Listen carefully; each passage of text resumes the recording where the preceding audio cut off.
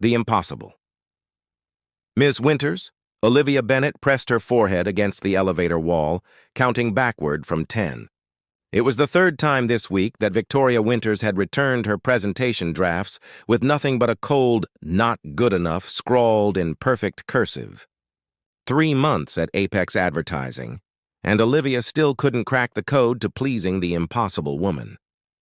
"Hold the elevator!" The sharp command echoed through the lobby. Olivia's stomach dropped as she recognized the voice. She reluctantly pressed the door open button, watching as Victoria Winters glided inside, not a strand of her sleek black bob out of place despite the torrential downpour outside. "Chicago client meeting. Top floor, now!" Victoria didn't look up from her phone, droplets of rain sliding off her tailored burgundy blazer onto the marble floor. "But the Chicago presentation isn't until tomorrow, yes, and it's currently inadequate." Victoria finally looked up, her amber eyes narrowing. "Which is why we're staying late." The Chicago account was worth millions. Losing it would mean layoffs. Olivia swallowed her frustration. "I'll grab my laptop." "Already had your assistant bring it up." Victoria checked her watch. "The storm's intensifying. Let's finish this before it gets worse." 4 hours later, they sat in the executive conference room on the 38th floor, surrounded by crumpled papers and empty coffee cups. Outside, lightning illuminated the Manhattan skyline as thunder rumbled. "The tagline still lacks impact." Victoria pinched the bridge of her nose. At 36, she had built Apex from nothing into an industry powerhouse, her reputation for brilliance matched only by her cutthroat standards. Olivia tucked a strand of chestnut hair behind her ear. "With all due respect, Ms. Winters, we've tried 17 variations. Maybe if you could explain what specifically—" The lights flickered once, twice, then plunged the room into darkness. "Perfect," Victoria muttered. "Just perfect." Olivia fumbled for her phone, activating the flashlight. "Backup generators should kick in soon." "They won't." Victoria's silhouette moved toward the door. Maintenance email. "Generator repairs all week." The door wouldn't budge. "Electronic locks," Victoria sighed. "No power, no exit." "There must be—" Olivia tried her phone. "No signal." "Storm must have knocked out the cell tower, too." Victoria's laugh held no humor. "Trapped in a glass box 38 floors up during a blackout. With no communication." She slid down against the wall, kicking off her Louboutins. "At least we have water in those stale muffins from this morning's meeting." Hours passed. The storm showed no signs of abating, and the temperature dropped steadily. They'd arranged chairs into makeshift beds on opposite sides of the long conference table. "You know what I don't understand?" Olivia finally broke the silence, her patience frayed by exhaustion. "Why nothing is ever good enough for you. I have degrees from Columbia and NYU. I've won industry awards. Yet you treat every idea I have like it's finger painting from kindergarten."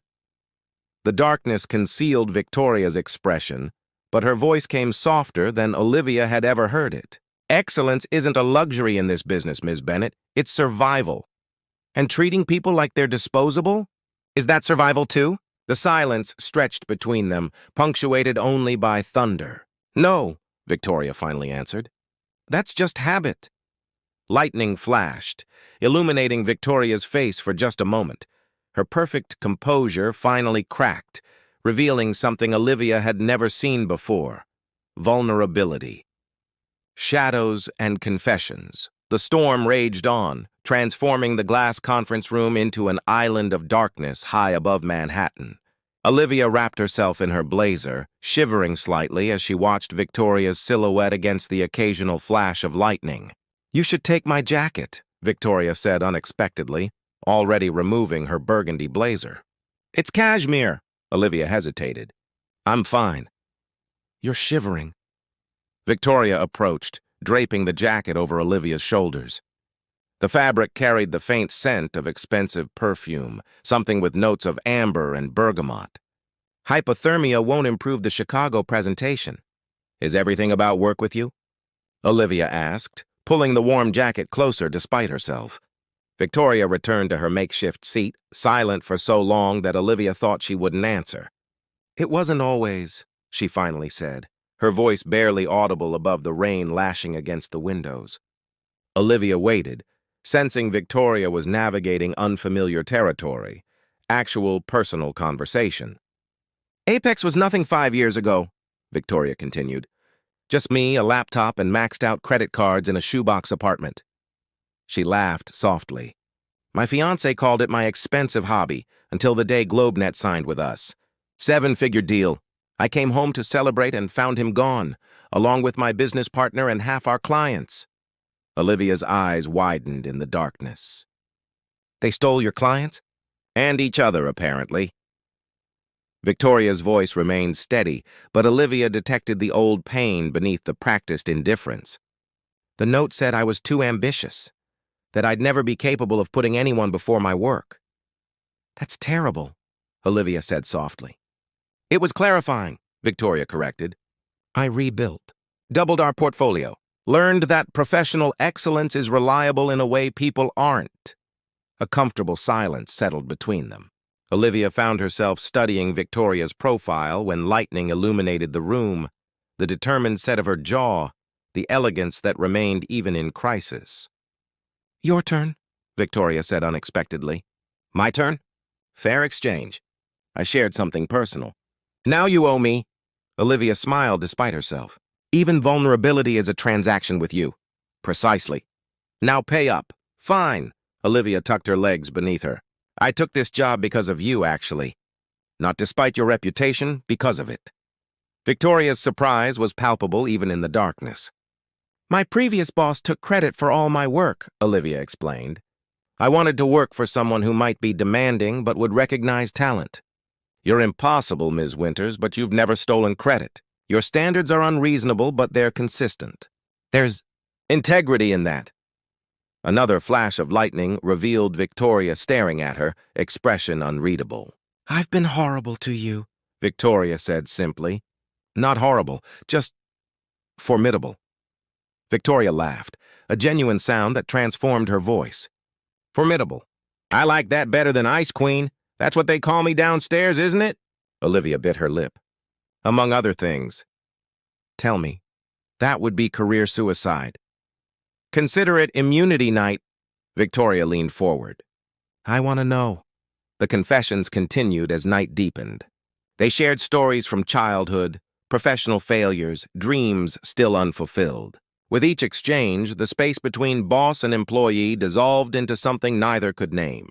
When Olivia mentioned her father's illness, Victoria reached across the darkness and squeezed her hand.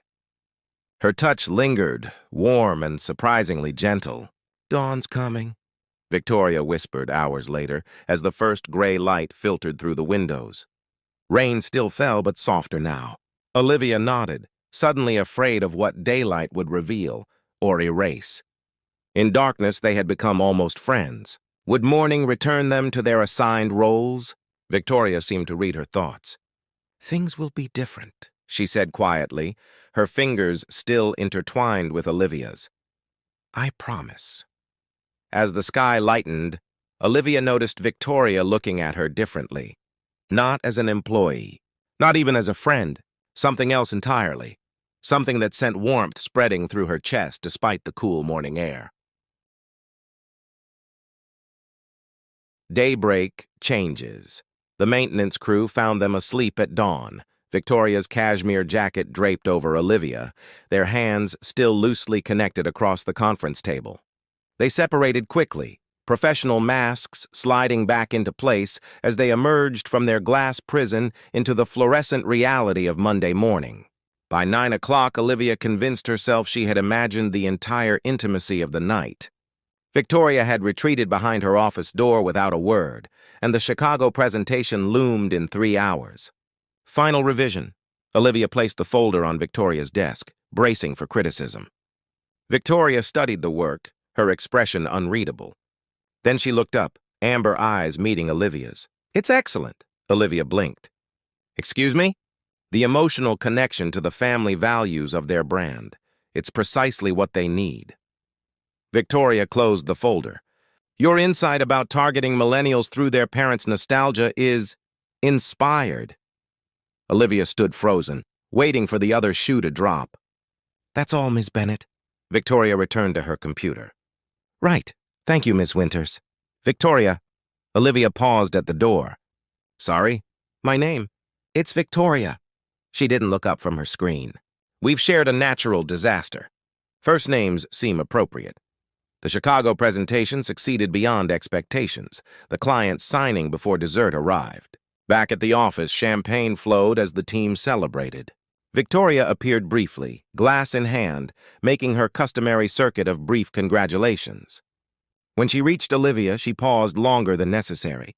Excellent work today, she said, her voice carrying just enough for those nearby to hear. The entire concept was Ms. Bennett's vision. We're fortunate to have her. Jaws dropped around the room. Olivia nearly spilled her champagne. The next morning, a steaming latte appeared on Olivia's desk, precisely how she liked it, with cinnamon and an extra shot. No note, but she knew exactly who had placed it there. Small changes continued throughout the week. Victoria began saying, "Good morning." She asked for Olivia's opinion in meetings, actually listening to the answers.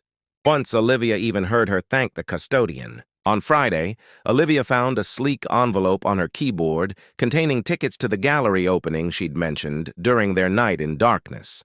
Ms. Winters, Victoria, Olivia corrected herself, standing in her office doorway. Thank you for these, but your father's visiting this weekend. You mentioned wanting to take him somewhere special. Victoria looked up from her computer, expression casual despite the thoughtfulness of the gesture. The artist focuses on landscapes of the Pacific Northwest where your father grew up? Olivia's chest tightened. You remembered that? I remember everything you told me that night. Victoria's voice softened. She hesitated, then added, There are 2 tickets. Yes, I noticed. The second isn't for your father.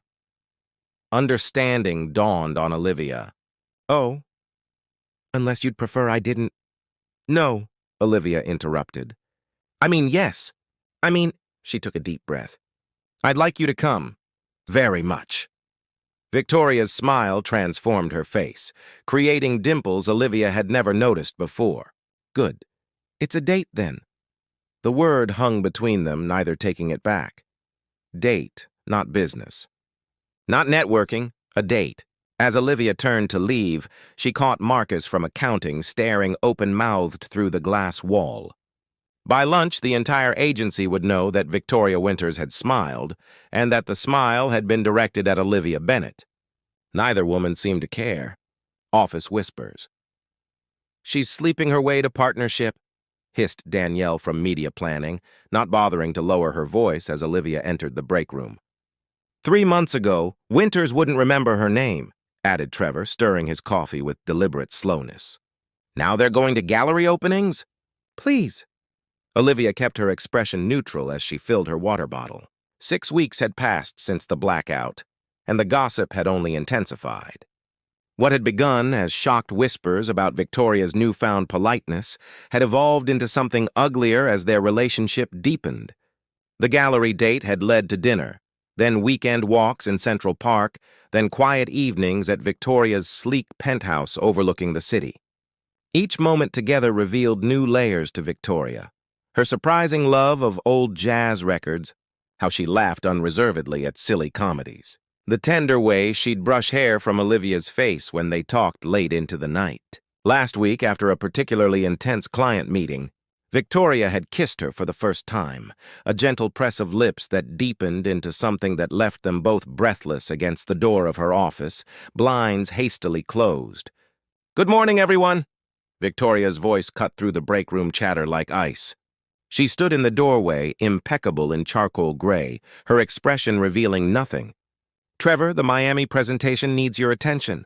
Danielle, Marcus is looking for the social media metrics. The room cleared instantly, leaving only Olivia and Victoria. How much did you hear? Olivia asked quietly. Enough. Victoria's professional mask slipped slightly, revealing concern beneath. You shouldn't have to endure this. I can handle office gossip. Victoria stepped closer, voice lowered. This is more than gossip. The board called this morning. Apparently, someone filed an anonymous complaint about our relationship, claiming favoritism, impropriety, the works. Olivia's stomach dropped. What does that mean for us? For you? For me? Nothing serious. I own controlling interest. Victoria's fingers brushed Olivia's briefly. For you, it's different. They're questioning every promotion, every successful pitch you've led since we... She hesitated. Since things changed between us. That's ridiculous. The Chicago campaign was my work. The North Star rebrand? I know, Victoria said softly. But perception matters in this business. Later that afternoon, Victoria called an emergency all-hands meeting. Olivia sat in the back, heart racing as Victoria took her position at the front of the crowded conference room. I'll be brief, Victoria began, her voice commanding instant silence. There have been rumors circulating about my personal relationship with a member of our team. Rather than dignify these rumors with denials, I'm here to confirm them. Gasps rippled through the room. Olivia froze, unable to believe what was happening. Olivia Bennett and I are involved in a personal relationship that developed after working closely together? Victoria continued, her gaze finding Olivia's across the room. To address any concerns about professional ethics, I've recused myself from directly overseeing her work or influencing her advancement opportunities. All her current projects will report through Marcus Chen, effective immediately. Murmurs filled the room. Victoria raised her hand for silence. Furthermore, Ms. Bennett's contributions to this agency stand on their own merit. The Chicago campaign that saved our third-quarter numbers was her concept. Executed primarily without my input during a time I was in Tokyo. The North Star rebrand that won industry recognition was similarly her vision. Victoria straightened, her voice taking on an edge Olivia recognized from difficult client negotiations. Anyone suggesting Ms. Bennett's success comes from anything other than her exceptional talent is welcome to present evidence to HR or to submit their resignation. That's all. As the room emptied, Olivia remained seated, processing what had just occurred. Victoria had chosen her, publicly, definitively, over the whispers and corporate politics. You didn't have to do that, Olivia said when they were finally alone. Victoria knelt beside her chair, taking her hands. Yes, I did. For both of us. Her thumb traced circles on Olivia's palm. I spent years building walls to protect myself. You made me realize they were actually a prison. When Victoria kissed her, neither noticed Marcus walking past the conference room or his approving smile as he deliberately closed the blinds, giving them privacy from curious eyes. Partners in every way 1 year later, Olivia stood on the balcony of their shared apartment, watching sunset paint Manhattan in gold and crimson.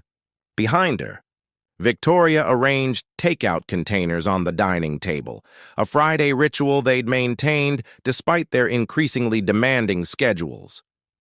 The Westfield acquisition closes next week, Victoria said, wrapping her arms around Olivia's waist from behind. Legal sent over the final paperwork. Olivia leaned back into her embrace. Nervous? About doubling our client portfolio and expanding to the West Coast? Victoria pressed a kiss to her neck. Terrified, excited, both. So much had changed in a year.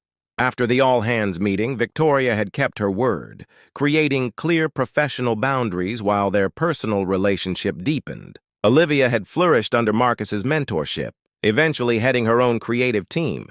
The whispers had faded when her campaigns consistently outperformed expectations. I have something for you, Victoria said, reaching into her pocket. A celebration of sorts. She handed Olivia a small velvet box. Inside lay a key. You already gave me an apartment key months ago, Olivia said, confused.